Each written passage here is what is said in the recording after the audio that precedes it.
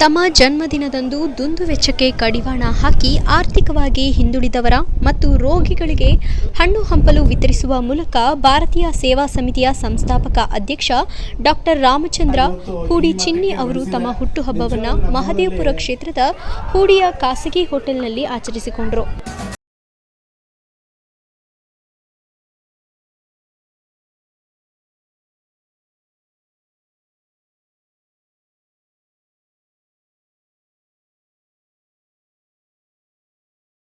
ಇನ್ನು ಸಂಜೆ ವೇದಿಕೆ ಕಾರ್ಯಕ್ರಮದಲ್ಲಿ ಸರ್ವಧರ್ಮಗಳ ಧರ್ಮಗುರುಗಳನ್ನು ಮೆರವಣಿಗೆಯ ಮುಖಾಂತರ ಕರೆತಂದು ಅಭಿನಂದನಾ ಕಾರ್ಯಕ್ರಮವನ್ನು ಹಮ್ಮಿಕೊಂಡು ಸಮಾಜದಲ್ಲಿ ನಾವೆಲ್ಲರೂ ಒಂದೇ ಎನ್ನುವ ಸಂದೇಶವನ್ನು ಸಾರಿದ್ರು.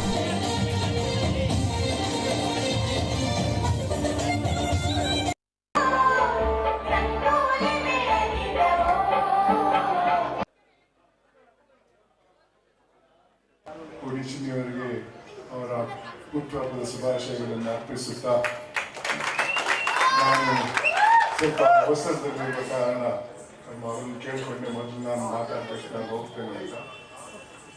ನಾನು ಲೋಕಾಯುಕ್ತಕ್ಕೆ ಬಂದ ನಂತರ ಮಾನವೀಯತೆಯ ಅರ್ಥವನ್ನು ತಿಳ್ಕೊಂಡೆ. ಬಹಳಷ್ಟು ಜನರು ತಿಳ್ಕೊಂಡಿದ್ದಾರೆ ನಾವು ಹುಟ್ಟುವಾಗ ಮಾನವನಾಗಿ ಹುಟ್ಟುತ್ತೇವೆ ಅಂತ.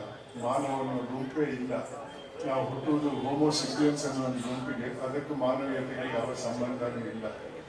ಮಾನವೀಯತೆ ಅನ್ನೋದು ನಮ್ಮ ಹಿರಿಯರು ಕಟ್ಟಿದಂಥ ಒಂದು ಮೌಲ್ಯ.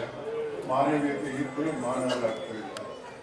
ಹೂಡಿ ಚಿನ್ನಿ ಅವರನ್ನ ನಾನು ಮೊದಲೇ ಸಲ ಭೇಟಿ ಮಾಡಿದ ನಂತರ ಅವರು ಮಾಡ್ತಾ ಇರುವಂಥ ಸಾಮಾಜಿಕ ಕಾರ್ಯಗಳನ್ನೆಲ್ಲ ತಿಳ್ಕೊಂಡು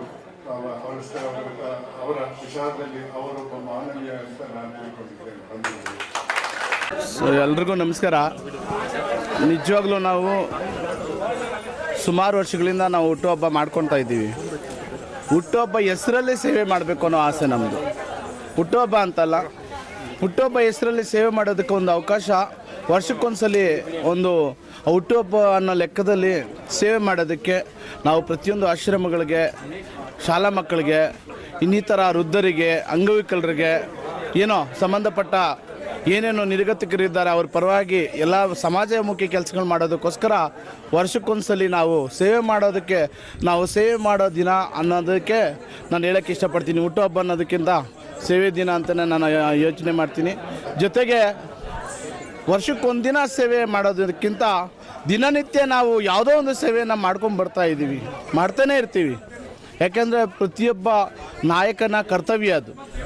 ನಾನು ಜವಾಬ್ದಾರಿ ಸ್ಥಾನದಲ್ಲಿದ್ದ ಮೇಲೆ ನನ್ನ ಜವಾಬ್ದಾರಿಗೆ ಸಂಬಂಧಪಟ್ಟಂಗೆ ನಾನು ಕೆಲಸ ನಿರ್ವಹಿಸಿದ್ರೆ ಮಾತ್ರ ಅದಕ್ಕೆ ಒಂದು ಸ್ಥಾನಕ್ಕೆ ಗೌರವ ಅನ್ನೋ ನಿಟ್ಟಿನಲ್ಲಿ ಇವತ್ತು ಭಾರತೀಯರ ಸೇವಾ ಸಮಿತಿ ವತಿಯಿಂದ ನಾವು ದಿನನಿತ್ಯ ಎಲ್ಲೇ ಸಮಸ್ಯೆಗಳು, ಎಲ್ಲೇ ತೊಂದರೆಗಳಾದರೂ ಬಡವರ ಪರವಾಗಿ ನಿಂತ್ಕೊಂಡು ಧ್ವನಿ ಎತ್ತಿ ಅವ್ರಿಗೆ ಅನ್ಯಾಯಗಳ ವಿರುದ್ಧವಾಗಿ ಏನೇ ಅನ್ಯಾಯ ಆದ್ರೂ ಅವ್ರಿಗೆ ನ್ಯಾಯ ಕೊಡಿಸುವಂಥ ಕೆಲಸ ಮಾಡಿಕೊಂಡು ಪ್ರತಿಯೊಬ್ಬ ಬಡವರ ಪರವಾಗಿ ಬಡವರಿಗೆ ನ್ಯಾಯ ಕೊಡಿಸುವಂಥ ಕೆಲಸ ಮಾಡ್ತಾಯಿದ್ದೀವಿ. ಜೊತೆಗೆ ಎಲ್ಲಿ ಬಡತನ ಇದೆ ಅಲ್ಲಿ ಆ ಬಡತನ ನಿರ್ಮೂಲನೆ ಆಗೋದಕ್ಕೆ ನಮ್ಮ ಕೈಯಲ್ಲಿ ಎಷ್ಟು ಶಕ್ತಿ ಇದೆಯೋ ಅಷ್ಟನ್ನು ನಾವು ಪ್ರಯತ್ನ ಮಾಡಿ ಮಾಡ್ತಾಯಿದ್ದೀವಿ.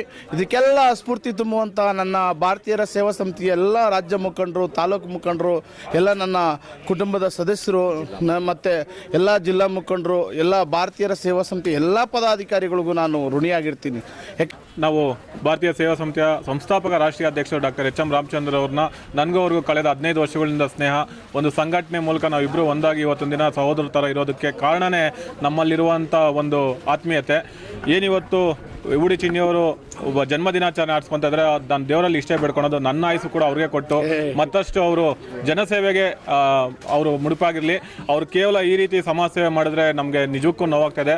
ಅವ್ರನ್ನ ಭಗವಂತ ಆದಷ್ಟು ಬೇಗ ಜನಪ್ರತಿನಿಧಿಯಾಗಿ ಸರ್ಕಾರದ ಸೌಲಭ್ಯಗಳು ಜನರಿಗೆ ಸೇವೆ ಮಾಡಬೇಕು, ಆ ಥರದಂಥ ಆಶೀರ್ವಾದ ಭಗವಂತ ಅವರು ಮಾಡಲಿ ಅಂತ ಹೇಳ್ತಾ, ಅವರಿಂದ ಇಡೀ ನಮ್ಮ ಸಮೂಹ ಎಲ್ಲ ಇರುತ್ತೆ.